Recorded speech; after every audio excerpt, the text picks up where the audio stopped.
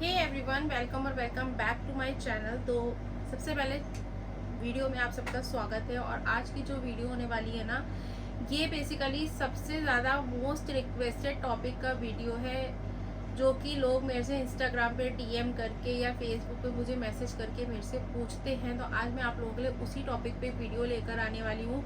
Video बहुत ज़्यादा informative होने वाली है, बहुत ज़्यादा लंबी नहीं होने वाली है, तो वीडियो को लास्ट तक ज़रूर देखिएगा। वीडियो अच्छी लगे तो लाइक शेयर करना है और चैनल को सब्सक्राइब किए बगैर बिल्कुल भी नहीं जाएंगे, क्योंकि ऐसी और अच्छी अच्छी वीडियोस मैं आप लोगों के लिए लेकर आती रहूंगी रेगुलर बेसिस पे। तो सबसे पहले आज भी हूँ, सबसे पहले मैंने जो स्टार्टिंग करी थी 2018 में, मैंने स्टार्टिंग करी थी मीशो से। तो मीशो से जब मैंने स्टार्टिंग करी थी उस समय मेरे पास कोई सेटअप नहीं था, इवन मेरे पास अपना खुद का लैपटॉप और प्रिंटर भी नहीं था। आज मेरे पास 3-3 4-4 लैपटॉप है, प्रिंटर है, सब कुछ है। तो मतलब 0 से लेके 100 तक जो कि मेरी ये जर्नी है, ये मैंने खुद ही तय करी है। सपोर्ट मुझे मिला सबसे ज़्यादा मेरे हस्बैंड का, उन्होंने मुझे सबसे ज़्यादा सपोर्ट किया इस चीज़ की, क्योंकि मेरे अंदर ना एक वो था, जुनून था कि नहीं मुझे अपना खुद का बिजनेस करना है। क्योंकि जब मैंने जॉब छोड़ी थी, जॉब छोड़ने के बाद मैं ऐसी थी ब्लैंक, बिल्कुल फ्री, घर में खाली, नहीं समझ में आता था क्या करूं क्या नहीं। उस समय वाईफाई कनेक्शंस नहीं हुआ करते थे, इंटरनेट चलता था वो भी 3G और 4G वाला। तो बहुत मतलब जॉब करने जा नहीं सकते थे। तो ऐसा मेरे साथ नहीं हुआ, ऐसा 99% लेडीज के साथ होता है कि जब शादी हो जाती है, बच्चा हो जाता है, तो अगर फैमिली में लोग हैं तो जनरली क्या होता है, मोस्टली लोग ना खाली रहने लग जाते हैं, मतलब फ्री रहने लग जाते हैं कि सुबह का घर का काम खत्म हो, उसके बाद आधे दिन आप खाली है। सेम चीज मेरे साथ होती थी। तो मैं मतलब बहुत ज़्यादा टेंस रहती थी कि भाई मुझे भी कुछ काम करना है। मेरी इतनी अच्छी जॉब थी, मैंने अपनी जॉब छोड़ दी थी बेटी होने के बाद। तो अब मेरे को ये था कि नहीं, मुझे कुछ अपना खुद का करना है। तो पहले मैंने मीशो से स्टार्ट करी रीसेलिंग। उस टाइम पे मीशो पे रीसेलिंग बहुत ज़्यादा ज़ोर शोर से चल रही थी। तो मैंने सबसे पहले मीशो पे रीसेलिंग स्टार्ट करी फेसबुक के थ्रू, व्हाट्सएप के थ्रू, अपने फैमिली मेम्बर्स के थ्रू और अपने मतलब रिलेटिव्स में सबको बहुत, मतलब यकीन नहीं मानोगे आप लोग, मैंने ना बहुत बहुत पैसा कमाया रीसेलिंग करके मीशो के थ्रू। लेकिन अब क्या है, अब कोई भी रीसेलिंग मीशो से नहीं कर सकता। कर रहे होंगे लोग, बहुत सारे लोग कर रहे होंगे, बट अब नहीं आप लोग कर सकते, क्योंकि अब जो है ना, मीशो फ्लिपकार्ट की तरह कस्टमर वाला प्लेटफॉर्म बन गया। अब रीसेलिंग प्लेटफॉर्म मीशो से खत्म हो चुका है ऑलमोस्ट। थोड़ा बहुत जो बचा होगा तो कहीं कोई लोग वो चीज कर रहे होंगे, बट अब मैं नहीं कर रही हूँ। क्यों? क्योंकि मैंने 4 या 5 महीने रीसेलिंग करी और उसके बाद मैंने मीशो से अपना खुद का ज्वेलरी का बिजनेस स्टार्ट किया। और मैंने जो स्टार्ट किया, मैंने हैंडमेड ज्वेलरी का बिजनेस ही स्टार्ट किया। दैट टाइम मैं सिर्फ फेसबुक पर थी, व्हाट्सएप पर थी, इंस्टाग्राम अकाउंट मेरा नहीं था और यूट्यूब चैनल भी मेरा नहीं था। यूट्यूब चैनल जो मैंने बनाया था मीशो पे, वो मैंने बनाया था कि मैं मीशो के हॉल्स वगैरह किया करूंगी, but due to some reason वो सारी चीजें, वीडियो शूट नहीं हो पाता था, एडिटिंग नहीं हो पाती थी, बहुत सारी चीजें नहीं हो पाती थी। तो मैंने वो चीज़ अपना यूट्यूब चैनल बनाया, उसको वही छोड़ दिया। फिर मेरे हस्बैंड मुझे बोलने लगे कि तुम अपने यूट्यूब चैनल पे अपने प्रोडक्ट बनाना क्यों नहीं सिखाती हो, लोगों को क्लासेस क्यों नहीं देती हो, जब तुम इतना सब कुछ कर रही हो तो तुम कर सकती हो।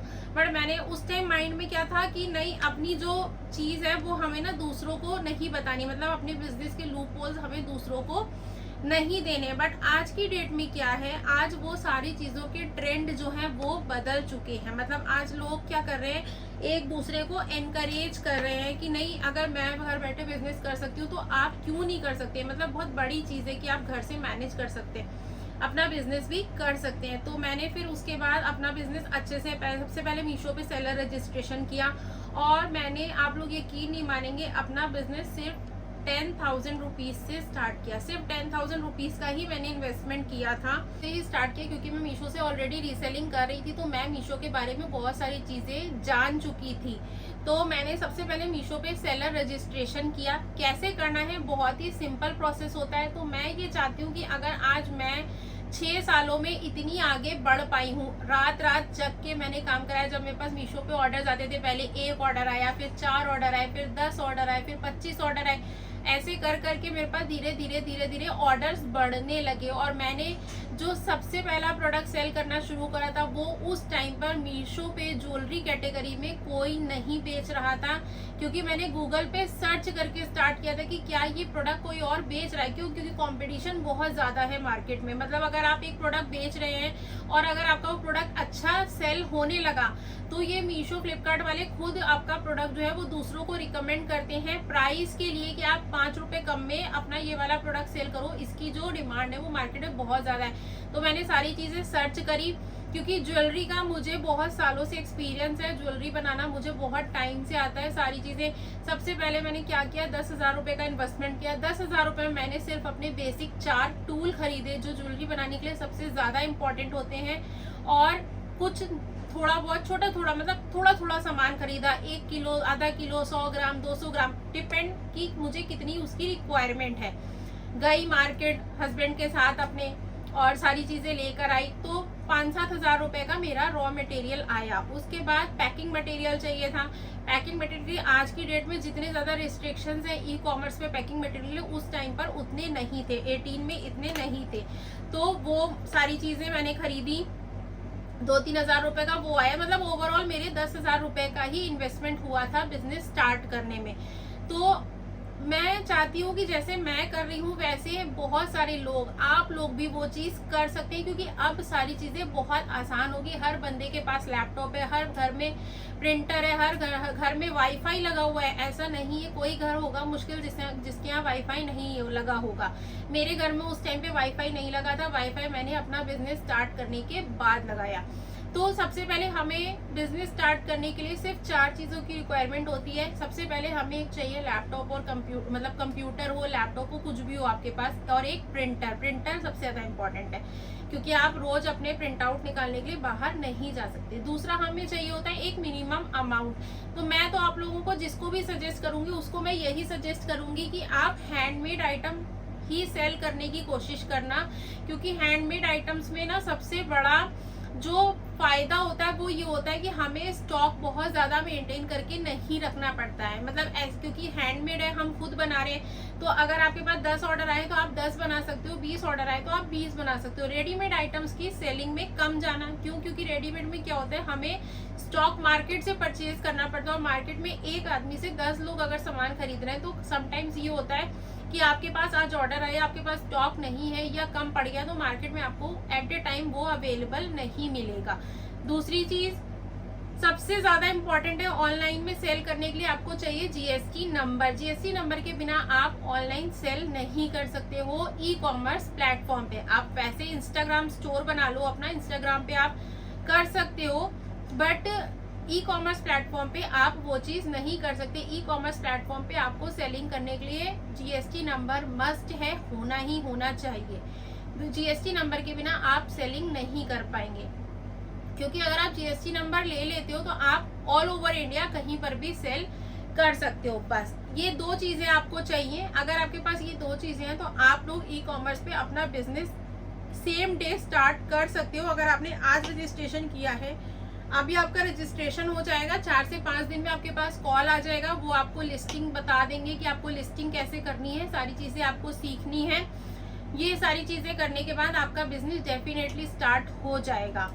और भी बहुत सारी चीजें हैं जो मैं आप लोगों को बताना चाहूंगी कि आप लोगों को क्या करना है, कैसे करना है। तो मैं इसके लिए देखूंगी, कोशिश करूंगी कि मैं वीडियो का पार्ट 2 बना दूं, क्योंकि बहुत ज्यादा वीडियो लंबी हो जाएगी। तो पक्का बात है कि इतना लंबा वीडियो देखने में सबको प्रॉब्लम होती है। आज के टाइम में किसी के पास इतना टाइम नहीं है कि लोग आधे घंटे या 1-1 घंटे की वीडियोस को बैठकर देख सके। तो आज के लिए ही इतना ही। अगले वीडियो में मैं आप लोगों को बताऊंगी कि आप लोगों को मीशो पे या फ्लिपकार्ट पे या अमेजोन पे रजिस्ट्रेशन कैसे करना है, सेलर रजिस्ट्रेशन करना है आपको। लिस्टिंग्स भी मैं आप लोगों को बता दूंगी, लिस्टिंग्स आपको कैसे करनी है, लेकिन प्रोडक्ट आपको क्या सेल करना है वो आपको ही सोचना है। तो मेरी तरफ से तो यही सजेशन होगा कि आप हैंडमेड प्रोडक्ट सेल कीजिए। आप ज्वेलरी सेल कर सकते हैं, आप फैब्रिक सेल कर सकते हैं, आप और भी बहुत सारी चीजें होती है जो हैंडमेड होती हैं। आजकल कैंडल्स बहुत ज्यादा चल रही हैं, आप लोग वो सेल कर सकते हैं। सोप्स का आजकल बहुत ज्यादा चल रहा है, आप हैंडमेड सोप सेल कर सकते हैं। मतलब बहुत सारी चीजें आप लोग सेल कर सकते हैं, आप लोग गूगल की भी हेल्प ले सकते हैं कि आजकल सबसे ज्यादा डिमांड में क्या चीज है, लेकिन चीजें वही होनी चाहिए जो यूनिक हो। ठीक है, तो अगर आप लोगों को इसके आगे का ट्यूटोरियल और चाहिए मुझसे तो मैं एक सेपरेट वीडियो बना दूंगी कंप्लीट सेलर रजिस्ट्रेशन का, कि मीशो पे आपको सेलर रजिस्ट्रेशन कैसे करना है, specially for those people who are following me, जो मुझे फॉलो कर रहे हैं। अगर मैं उनकी कुछ हेल्प कर सकती हूँ तो मैं डेफिनेटली करूंगी, अपनी साइड से सबकी हेल्प करूंगी। इसके अलावा भी अगर आपकी कोई क्वेरीज हो तो आप लोग मेरे को डीएम कर सकते हो, यूट्यूब पे आप लोग मेरे को कमेंट कर सकते हो, तो मैं आप लोगों के सारी चीज़ों को नोट डाउन करके सारी चीज़ों का मैं वीडियो बनाऊंगी और आप लोगों के साथ शेयर करूंगी। तो सबसे इम्पोर्टेंट है, अगर आप ये सोच रहे हो कि आपको ई कॉमर्स पे बिजनेस करना है, अपने प्रोडक्ट कोई भी प्रोडक्ट आपको सेल करने हैं, तो आप सबसे पहले जीएसटी नंबर ले लीजिए। जीएसटी नंबर जब आप लोगे तो आपको वैसे तो सीए गाइड कर देगा, बट मैं आपको ये बताना चाहती हूँ कि जीएसटी नंबर ना हर कैटेगरी के हिसाब से मिलता है, तो आपको उसमें अपनी कैटेगरी मेंशन करवानी होगी। तो सबसे पहले अपनी कंपनी का नाम सोच के रखिए, आपको अपनी कंपनी का नाम क्या रखना है, दूसरा आपको क्या सेल करना है ये आप सोच के रखिए। उसके बाद आपका जो तीसरा स्टेप होगा वो होगा जीएसटी नंबर, कि अब आपको फाइनली जीएसटी नंबर लेना है। सेलर रजिस्ट्रेशन का काम जीएसटी नंबर लेने के बाद आता है, तो उसके लिए मैं बनाऊंगी वीडियो का पार्ट 2। और वीडियो अच्छा लगा हो तो लाइक शेयर एंड सब्सक्राइब जरूर करेंगे। मिलेंगे नेक्स्ट वीडियो में, नए तरीके से आप लोगों को सारी चीजें बताऊंगी। Okay, thank you, bye bye.